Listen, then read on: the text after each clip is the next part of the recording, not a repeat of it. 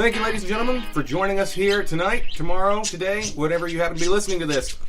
My name's Aaron, and this is the new Tulsa Sound Podcast. And tonight, my guests are Hurricane Mason.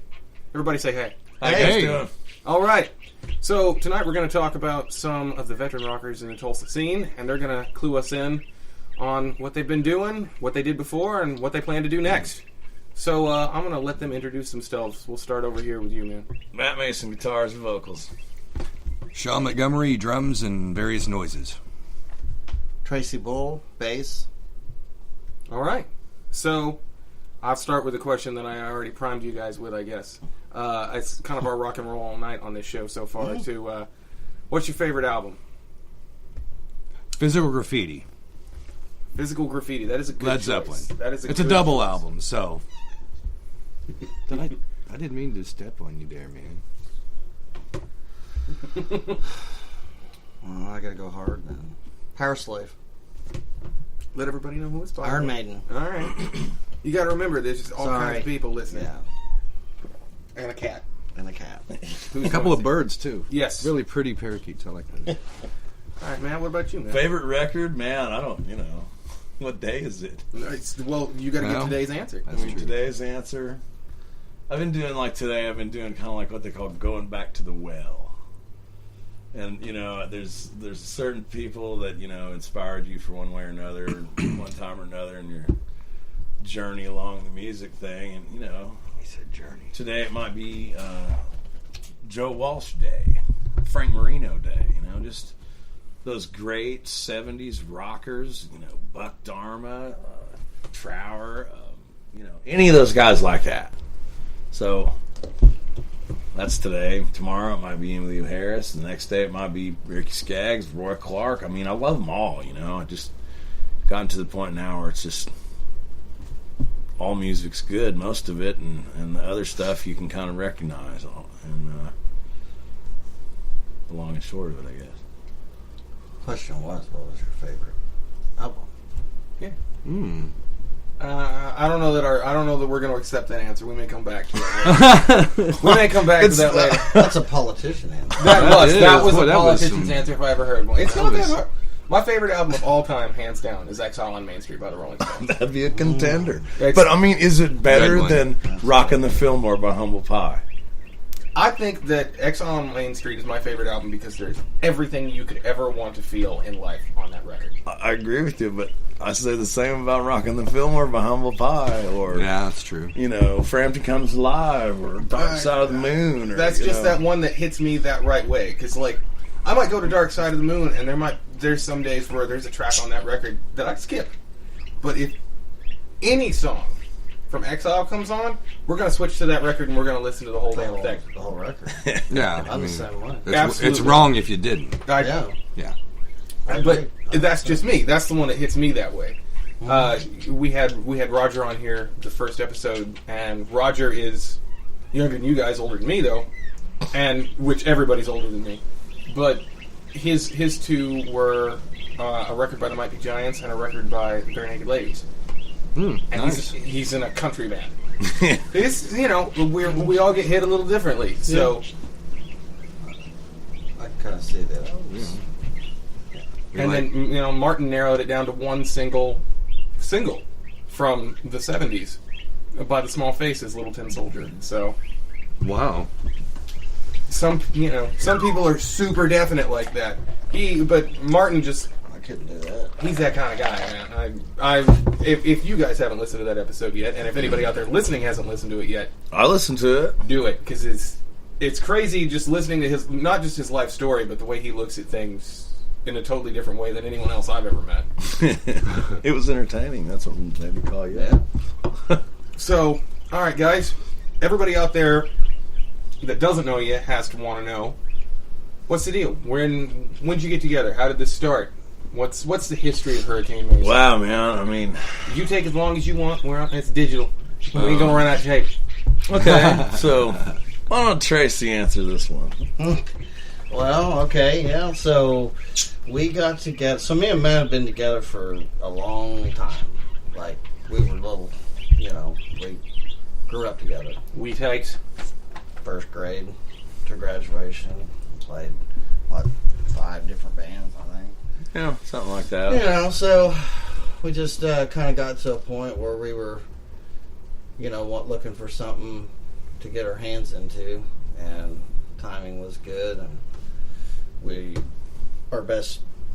one of our best friends got married in 98, and we were at the wedding, and we just kind of hit it off and just kind of thought, why not? We put together, a band. Hurricane Mason just evolved, we've been playing for so many years, from way back from Windjammers, different bands over different amounts of time. So for us, it's just natural for us to just kind of get back into it and start doing that. We went through a few drummers in the past. And so this was like in the years like 1998 to 2001. Long time ago. When you put it in perspective. So you're coming up on your 20th anniversary next year, is what you're saying. That's correct. Which puts me back as being the new guy again. Well, not so much that way, but... Sort of. So, 2001, or so, 2001, it was beginning to get so big that, I had family and kids, and, I just felt like I needed to get off of the road and get off of the band, not to leave Matt just high and dry. He kind of had a forewarning, and I hated to have to do that, but I had some responsibilities, and so that was where I kind of exited after Cast Iron Constitution album, the first debut album, and then they took over from there. So from there, I was pretty much like playing with all sorts of different rhythm sections. I had a couple of brothers from Muskogee. They were both paramedics. The Cates brothers from Muskogee. Yeah, and that's who I first saw you with. Yeah, and those guys they were fun, and it was hard to get them together because they both had these crazy paramedic schedules, and it was like I remember practicing like 9 a.m. on Sunday morning after an all-nighter. This was rough. So then, I played with them, and I had a bunch of different rhythm sections, and then I met Sean probably through a friend of mine, and he'd been playing with this band Sod a few years before that, so he wasn't really doing anything. So I was like, well, let's jam. I want to do these songs. I want to do this, Cast Iron Constitution album and get something out there. And just trying to find some people that were sort of serious enough about it and wanted to do some recording and playing some gigs where you played some cover tunes and actually could make some money. And so Sean and I and Tracy recorded this album, having never played any gigs together, really. Never really, done anything besides record the album. So it was really kind of a unique situation, but we made it work. And it's not...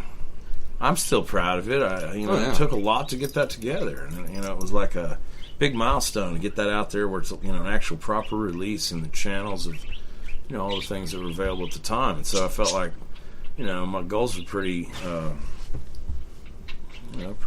humble, really. And so it did what it was supposed to do. And, we got nominated for Best Blues Album, I believe, by the Tulsa World. We didn't win, but we're not really a blues band. We're not a blues band, no. So then from there, Sean and I went out and jazz blues. We got we played with at least 12 different bass players that we can remember. And so might have been a few more. I don't know really. There was some of them I can't really remember what their names are, but from about 2002 till about 2004, I guess it was 2003.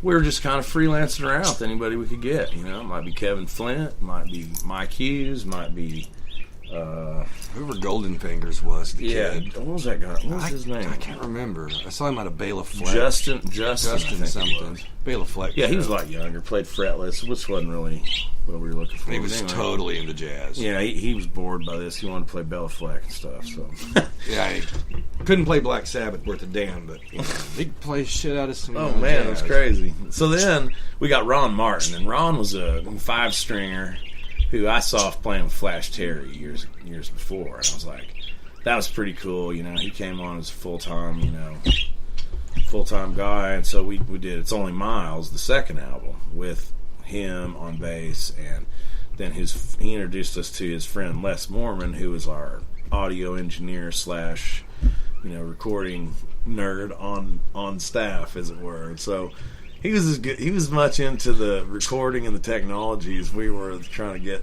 a second stab at trying to make another album that sort of. And we learned a lot from those guys, actually. Sure did. Just the experience and, just studio experience and their experience, because they were like probably 10 years beyond us. I mean, we were kids, so. So Les and I went out to California Helped a lot. and mixed that It's Only Miles, and that won Best Local Produced Independent by the Urban Tulsa, which, that felt pretty good. There's a lot of pretty good independent records that Lots even of then competition out there. were being made in Tulsa, and, the readers of one of the most well-read magazines voted that album as the best, whatever that means, but, it feels good to be recognized in your hometown, So then we did that, and then let's see, Ron was kind of having some issues, and Ace was kind of like seeing us struggle and seeing us go through all these things and kind of understand what we were doing, and so that's when we started kind of playing with Ace about New Year's Eve of 2006. Ace joined the band, Ace Eversole on bass. And so, oddly enough, Tracy and I, when we were in this garage band in probably 7th or 8th grade, we kind of became aware of Ace in this band he was in, Flax and Harlot. So we're out there jacking around, making all this noise. My folks come out there with the paper, and they're like, hey, look at this band from Tulsa playing at Kane's Ballroom. So all these years fast forward, here's this guy hitting me up on the Tulsa band website or whatever. He's like, hey, I see you guys are out there playing and doing records and everything else. I think I can help you out. And I just, man, how many times do you hear I can help you out from people? A lot of times it's just, you're just not too sure what to make of it. Right. And so I figured out who he was, and I was like, okay, I think maybe this guy can help me out. Maybe he can show me the way to make these songs a little more user-friendly and be able to perform for an audience and just, sort of knock some of the corners off what we were doing before, You introduced me to him at a government mule show at the Canes, I believe. It was after the show. Yeah. And that was a foggy night for sure. I'm surprised I remember that, but I think it's the first time I met Ace. So that must have been 2005. Had to have been. Because he started playing with us that Thursday night gig that we had up downtown. Remember the Jam and the Hotel? Mm-hmm. He was doing that, and then He's Ron also was playing doing on weekend gigs. He's also doing Harleys with us. Yeah. That little... Because Ron worked during the week, and so he was playing during the week gigs, and then he was like, wait a second here, I'm putting all this work into this, we need to make this a big deal. So he played with us, and man, we got tighter on stuff, we, worked our show up, it's just a lot about thinking and attitude too, it's like if you have an attitude of just good enough and whatever, it's hard to go anywhere. And I know that like human nature is to get somewhere comfortable and stay there, but I find it really stifling. I like to go forward if I can. And, life sometimes gets in the way, but you just got to keep pushing. Just got to keep evolving. You just got to keep doing something new and different and interesting. If nothing else, just to keep your own self entertained, if you're entertained on stage, people are respond to that a lot differently than they do when you're up there just going through the motions, So Ace, he guided us through a lot of rough waters and a lot of great waters too, man. We had some of the best years, with him at the helm, things that we hadn't been able to accomplish all of a sudden were a reality. If you would have told me when I was in 10th grade that I'd been playing Kane's Ballroom on my Gibson Firebird opening up for Robin Trower, I would have told you